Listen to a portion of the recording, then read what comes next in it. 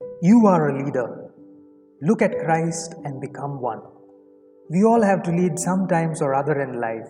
As a parent, teacher, for that matter, anywhere, someone has to donne himself or herself and be a leader. We have heard it said that some are born leaders, but it is not so. Leaders are not born, they become one. If you wish to become one good Catholic leader, then today's Gospel offers you assistance in becoming one. As a leader, know your people. Jesus had sent his disciples 2 by 2, a sort of internship in the Apostolic Leadership. They were all excited and exhausted. Jesus, after ministering the crowds, was tired and wanted rest and time to listen to the experience of the apostles. Jesus took keen interest in knowing his disciples personally.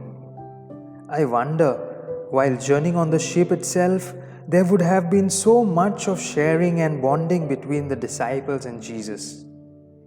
If you want to be a leader like Jesus, take time to know those whom you intend to lead.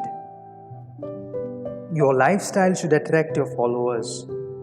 Jesus dismissed the crowds and went by boat across the Lake of Galilee. The distance to the other shore was 2 miles by ship, whereas on foot one had to climb and walk for 10 miles. The people hurried and took the latter route and were waiting for Jesus on the other side.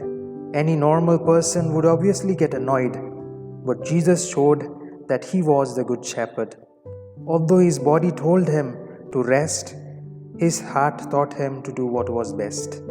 The personality of Jesus intrigued and attracted the crowds.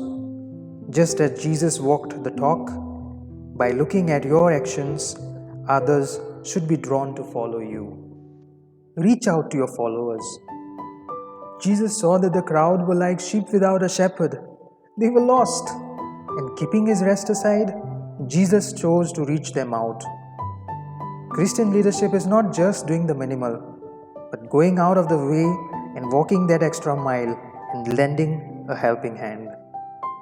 Don't be afraid to sacrifice some of your comforts while reaching out. Your generous acts will fondly be remembered and imprinted in your followers. Finally, leadership is all about balancing. It is a game of balancing that you have to master, from going into the presence of God from the presence of men to coming into the presence of men from the presence of God. The defining factor of Christian leadership is prayer. As leaders, we could be too much involved in our work and eventually neglecting the aspect of prayer and taking God for granted, or the other way around. Should disappointment strike us, we could focus more on God and withdraw, avoiding people altogether.